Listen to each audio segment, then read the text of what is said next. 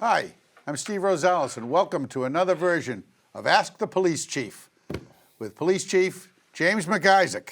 Today is Monday, day before Halloween, October 30th, 2023. Chief, nice to see you, my friend. Nice to see you, Steve.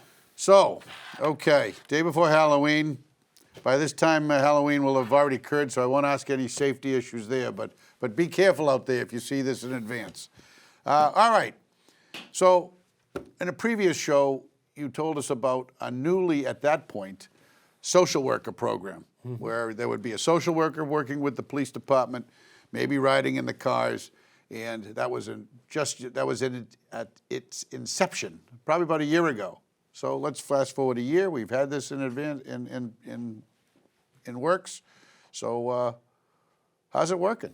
What do you have to say? How's it working? The program is a huge success. It's probably since in my 25 years, I can't think of a program or a piece of anything that we've implemented that has been as successful as this program. Before you go any further, why don't you update the audience as to sort of what the general aspect of the program is? So the idea behind the program is that we have a social worker that we call a co-responder that rides in a police cruiser with one of our officers during a shift. The co-responder works 11 a.m. to 7 p.m.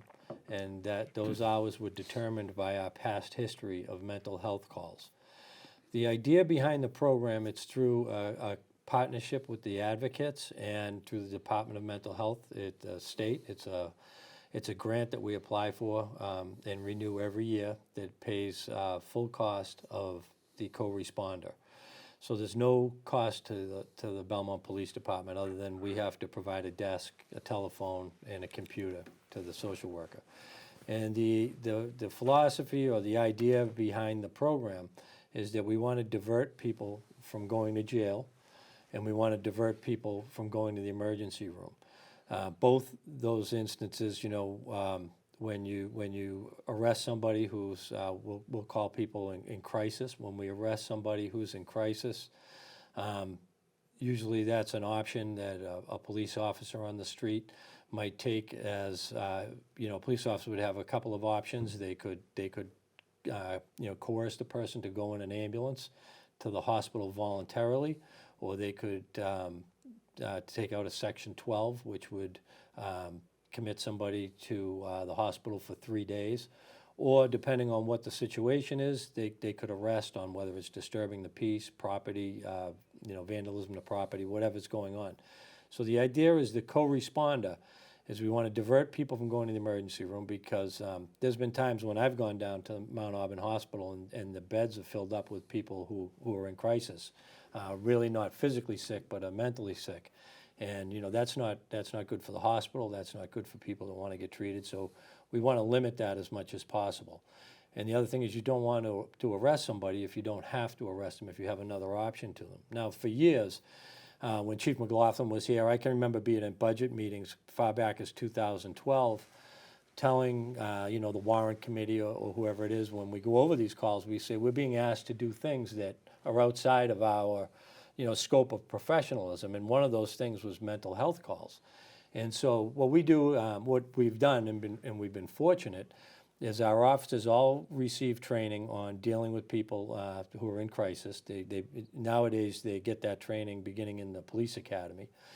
And now with our co-responder is Emily Bartlett, who has been working with the department for just about a year now.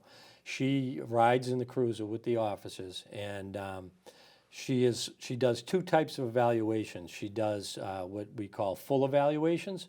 Those are when somebody's in crisis and she needs to work them through it, needs to get them services that police officers were not able to get.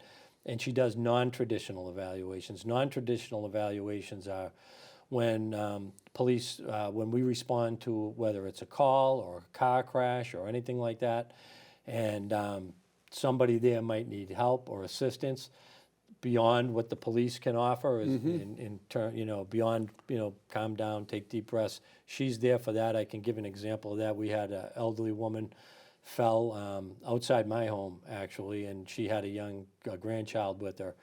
And Emily, fortunately, was in it was in one of the responding police cars. And this young child was visibly upset, and all of a sudden, here's all these 3 officers there in uniform, including myself, and then there's Emily, who's in civilian clothes, who was able to calm the child down and talk to him and set things right. So she's been such a benefit, and Well, okay, so let me stop you there for a minute, okay, because you've used the word or the term in crisis, somebody in crisis numerous times. So for my benefit and for those in the public, what do you mean by that? What's in crisis mean? so someone who's suffering a mental health episode that rises to the level where the police need to be called. Whether somebody's out of control in their house, or they're it's a well-being check. Someone hasn't responded to a relative in a couple of days, or should have called, and maybe there's a history there. And so those are the kind of mental health calls that we respond to. Most of them come in with an unknown disturbance or something like that, and she will come to them. A lot of them are juveniles that are working through issues and problems, and so those are the kinds that she responds to. Well, is it crisis of I'm going to kill myself? Is it crisis because it's a domestic, or is it just psychotic behavior, or odd behavior? All the above. It can be anything from the most extreme, which is I want to hurt myself, to somebody who says we get a call, they haven't been out of bed in 3 days, and they don't want to they don't want to go to school, or they don't want to go to work, and a spouse will call and we'll respond to that. She's done a lot in 2 months. She's done 26 full evaluations and 36 non-traditional evaluations. So she's plenty busy, and we're 26 full ones. That's the full workup. full workup. Suggest services and maybe take them and transport them somewhere, and she sets them up. Does she continue to work with them after this point? Or Yeah, is it she just, does. Actually, I misspoke. We did 26 full evaluations in the 2 months. But she does, the other thing she does, so if you think of law enforcement, so our patrol officers work on a 4 and 2 schedule, right? So following up for certain things is difficult. So if a police officer went to somebody's house Monday and they had a mental health issue, and then the police were called there on Tuesday, the officers would have read the report and, would have known about it, but would have went there, really have been kind of in the dark about what happened other than what they reported on Monday.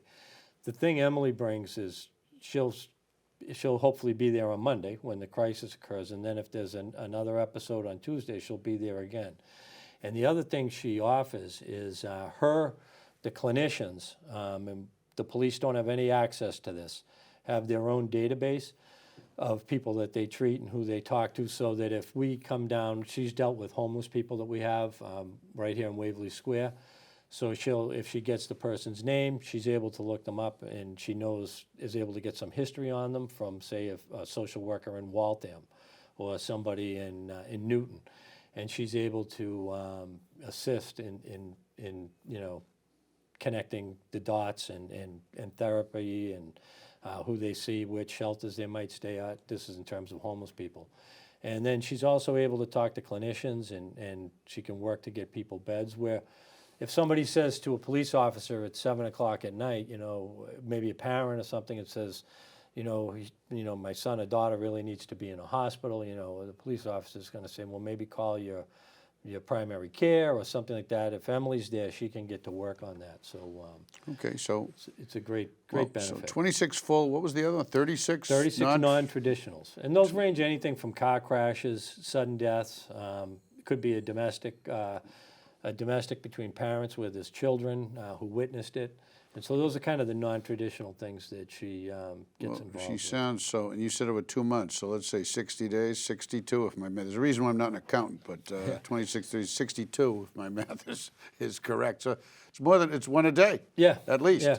Probably more one day and none another day, but she's plenty busy. And out of All within the hours of 11 to 7, Yeah. that 1 8-hour shift? Yep. So this is the most recent, this is September of 2023, and we go over these in operational meetings that we have every month. She did 34 full evaluations. Did I see that? I've got my glasses. Sorry, Steve. 14. No, it's okay. That's what happens when you get old, right? Yeah, well, when you get there, let me know. You still have dark hair. 14 full evaluations, 16 non-traditional evaluations. And so she's 7 diversions out of 7 possible arrests and 8 ED, emergency room diversions that she. So 7 diversions, so in other words, so you show up, and if they don't have to be arrested, by diversion, it's either to a facility. Yes. Or in some cases, the hospital, you The said. hospital, yep, but not jail. Not jail. Not the Belmont Police Department. And here's like the locations, 8 evals done in the community, and 6 evals started in the community, and she completed some at the emergency room. And so there were no homeless individuals evaluated in September. 3 were 60 plus, 1 was between 16 and 21, 1 was age 15 or younger evaluated. And what happens to them after that? So that's the thing, that the feedback that we've got from people that actually have interacted with Emily has been very good in this way. This is much like our when people talk about opioids and things like that, and what services do we provide to people who are suffering from addiction, which Emily does work on. Belmont is obviously a community where people have a lot of means, and so a lot of these people that we interact with are receiving therapy or treatment already, whether it's at a halfway house or it's an outpatient at some hospital. But people have told us that they're so people were in crisis say that they're so happy that they have somebody that they feel supported in the community, somebody that they can pick up the phone and talk to in Belmont, or they can come by their house and see them, or meet them down at Dunkin' Donuts and talk to them if they have a problem. I've had people call me that I know in town that say, I need to talk to your social worker, and I don't even ask what it's about, and I give Emily the phone number. So, it's a great program, and I'm hoping, because there's a lot of communities that want co-responders. There's communities that have the grant but still don't have a social worker, because there isn't a whole lot of social workers that want to move into this type of.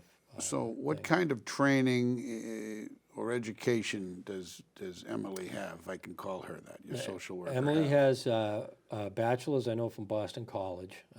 She's a social worker. Excellent. I'm an Eagle, so I'm a little biased. So there you go. And she actually comes from. Grew up in Idaho, so this is she stayed local. As graduating from. There BC. you go. Then what happens is, when you select a co-responder, a couple of things happen. There's a number of interviews that Advocates conducts, and then there's interviews that they conduct with us. And then they have to do ride-alongs with police officers, because a lot of people, they go into this field for social work, go into the police business. The first couple of times they drive in a cruiser or something, and they go into these calls that they're not good. They're not going to respond when there's a dangerous call. Whatever, she stays in the car. Stays in the car. She's not. Yeah. She's not armed, or No, doesn't have any no. weapon, No, taser, or anything. no, No, nothing. Yeah, no. Okay. And so there's people that just don't like that. Don't like the idea of doing that day in and day out. So then when we find somebody who we think is a good fit, and we say, yeah, that's the person. They then go with a co-responder in another department. Like right now, we have Hudson just hired a co-responder, and that co-responder is shadowing Emily for a couple of weeks here in Belmont. Okay. So they get a feel of kind of what there's the a lot of expectation is. interdepartmental, I guess, cooperation. Yeah, exactly. So we started, Watertown. Watertown has 2 co-responders. So that's when Emily started, I believe she drove in Watertown. So I think, is Belmont ahead of the curve in this? The other one's Hudson. I mean, that's not next door. We weren't the first. When the grant came out, though, we were very fortunate that we did get get Emily signed, because we picked somebody else, and then I forget the reason why she backed out, and so it was a number of months before we then were able to have another choice again. And the concern is what a lot of these departments are doing is they're letting the grant run out, and then they're hiring the social worker on their own to the town, which is something that hopefully I will be able to do. We will be able to do at some point here, so that the co-responder becomes our employee and works for the town of Belmont. Okay, so, all right, so she has that type of training. Ride-along, it sounds like OJT, on-the-job training, at least with the ride-along. No academy work or any of the No. specialized courses like that? She takes that all through her becoming a licensed social worker. Oh, okay. She takes all that. So, I'm just not knowing Yeah. about what that is. Okay. And but as far as the police end of it, no, we talk about the parameters and what she's involved in, what she's not involved in, and so her safety is as well as everybody's safety on the scene is the number one priority. So well, you see stuff, so you see some stuff in the news, guy in the middle of the street waving a gun. It's always usually ends up in sometimes difficult, points a weapon at an officer, and they shoot back or defend themselves, and then there's often Monday morning talking about it as to, gee, if a social worker was there, they could defuse it. But that doesn't seem to be the type of, seems to be that social worker puts him or herself, if they would respond, would be in quite a bit of it all depends. personal danger. Yeah, it all depends on the circumstances. So, like, if you had somebody who's a barricaded subject, right, they're in the house and they don't want to come out. Maybe you're communicating via phone. Maybe they don't want to talk to a police officer, and maybe they want to talk to a co-responder. It would all depend on the situation.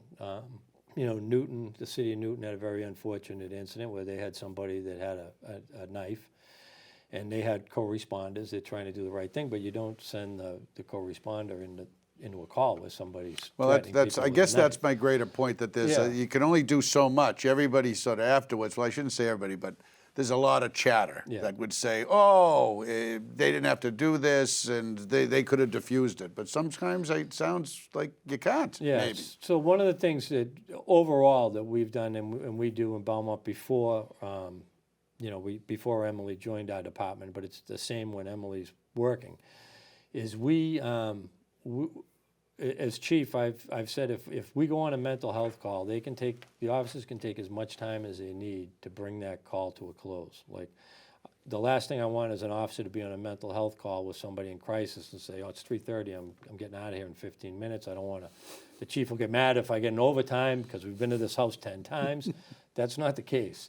You take as much time as you need to bring this call to a successful conclusion. Whether it is somebody going to the hospital, or maybe it's an arrest, or maybe it's we've let somebody go with a family member, but we encourage the officers to take as much time as possible with these calls, not to rush them.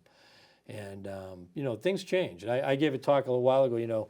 When I came on, if you had say in the studio somebody was out of control and breaking equipment, probably 5 officers would rush in here and tackle the person, and it would be a mini Donnybrook getting handcuffs on the person.